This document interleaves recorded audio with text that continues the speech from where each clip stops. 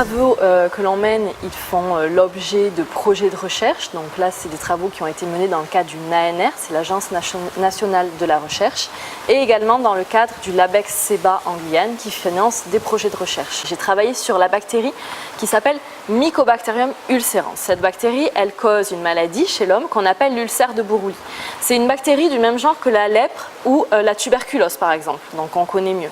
Cette bactérie est présente dans l'eau et sa transmission à l'homme, pour le moment, on ne la connaît pas. Par contre, ce qu'on sait, c'est que lorsque l'homme va aller se baigner dans ces milieux contaminés, donc où la bactérie est présente, la bactérie va pouvoir s'insérer sous la peau. Par exemple, quand on a une lésion, et bien voilà, il faut vraiment que la bactérie soit inoculée sous la peau pour que la maladie puisse se déclarer. Donc c'est une maladie de la peau. Et on va observer des nécroses en fait, de la peau chez les patients infectés. Ces nécroses, ça va commencer par des petites plaques au niveau de la peau. Et si ce n'est pas soigné, si ce n'est pas pris en charge, en fait, la plaque va s'étendre et on observe un ulcère. Il faut savoir que ces bactéries ou ces virus, ils sont présents naturellement dans l'environnement. Donc, ils sont présents un petit peu partout. Et par contre, nous, on va étudier quelles sont les conditions environnementales, les changements environnementaux, ça peut être des changements climatiques, mais aussi des changements liés à l'activité humaine qui vont modifier leur habitat, donc leur environnement, et c'est à ce moment-là qu'on va observer une croissance de ces bactéries et leur émergence. Leptospira, elle est également présente dans l'eau, c'est une bactérie que l'on va retrouver dans un milieu aquatique.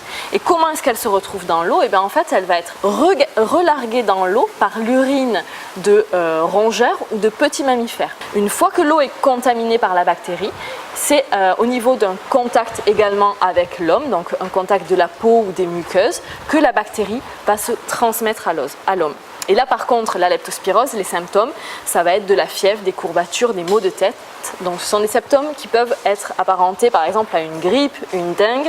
Donc là, c'est au niveau du diagnostic clinique, c'est un petit peu plus compliqué. Et moi je trouve ça très intéressant d'avoir des conférences grand public parce que quand on publie nos travaux de recherche, en fait, les travaux sont publiés dans des revues scientifiques en anglais qui ne sont pas forcément accessibles ni compréhensibles par tout le monde.